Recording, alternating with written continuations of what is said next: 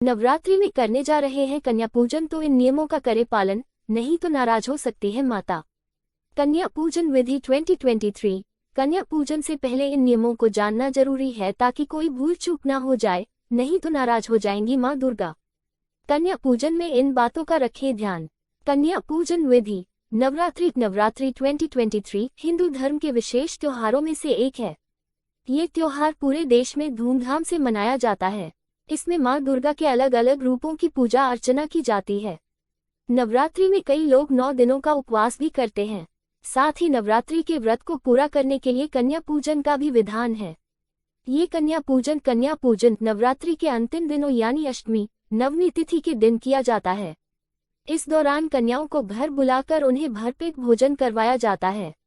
इस बीच आपको कुछ नियमों का पालन करना चाहिए, नहीं तो माता रानी नाराज हो जाएंगी और उनकी कृपा आप पे नहीं बरसेगी। तो आइए जानते हैं कन्या पूजन के दौरान किन कन्या पूजन विधि नियमों का पालन करना जरूरी है।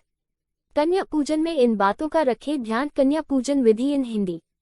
कन्या पूजन से एक दिन पहले कन्याओं को सम्मान के साथ आमंत्रित करें। कन्या पूजन के दिन उनके आने के बाद सबसे पहले पानी या दूध से उनके पैरों को अपने हाथों से धोएं। उस पानी को अपने सिर पर लगाना चाहिए और उनसे आशीर्वाद लें।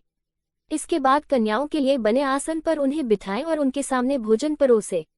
ध्यान रहे कन्याओं के साथ एक बालक भी होना चाहिए जिन्हें भैरव भैया माना जाता है। ऐसी कोई भी गलती न करें जिससे कन्याएं नाराज हो। भोजन पूरा होने के बाद कन्याओं का आशीर्वाद लेते हुए उन्हें उपहार भेंट करें। हर वर्ष की कन्या का अलग है महत्व। हर साल की कन्या का अलग महत्व होता है। हर व्यक्ति अपने सुविधानुसार कन्या पूजन करते हैं। 2 वर्ष की कन्या पूजन करने से घर से दुख और दरिद्रता दूर होती है। 3 वर्ष की कन्या पूजन करने से घर में धन लाभ होता है और सुख समृद्धि होती है।